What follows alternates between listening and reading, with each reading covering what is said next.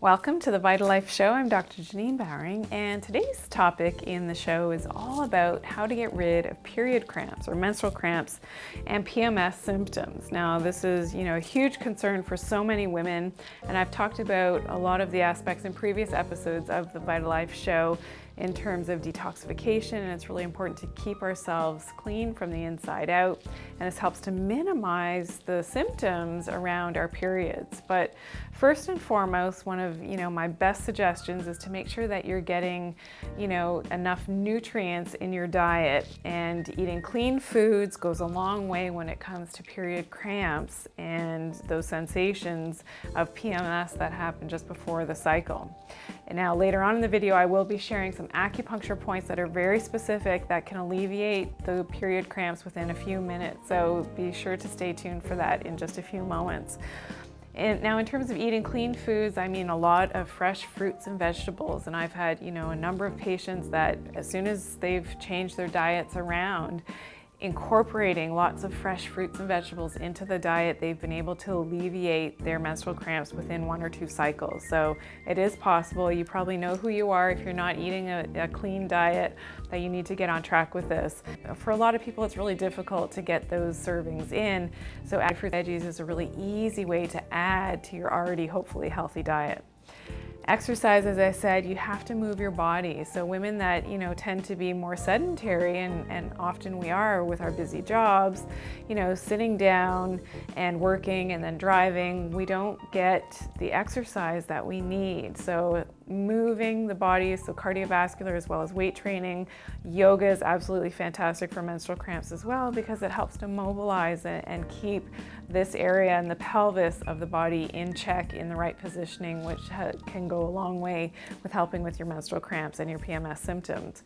Balancing the hormones is really important as well as you can use hot compresses or a castor oil pack on the abdomen, especially, when you are experiencing the actual cramps. And we do have another video on the VitaLife Show about how to do that castor oil pack, so be sure to check that out. But the castor oil pack basically is helping to bring extra circulation into the area. So you prepare it, you put it on your abdomen when you do have the period cramps for about 45 minutes. Wonderful at getting that circulation going and alleviating those cramps almost instantaneously. Now, I promised I would share some acupuncture points with you. So, of course, you'll be doing acupressure if you're not trained in doing acupuncture.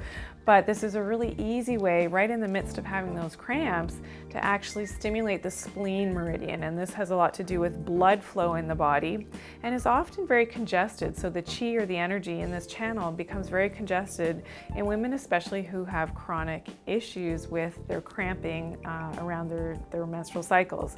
PMS symptoms as well. So if you tend to retain a lot of water, it's an indication that your spleen channel is built up and the energy isn't flowing well here.